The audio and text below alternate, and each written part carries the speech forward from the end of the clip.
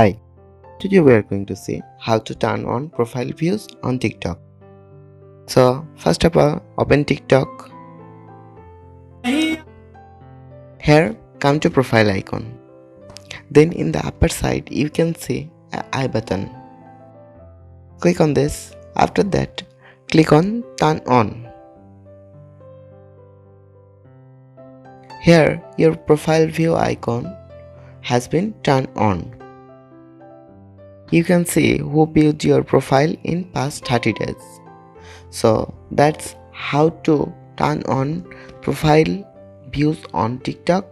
If you like this video, give the thumbs up, don't forget to subscribe and hit the bell icon. Thanks for watching the video.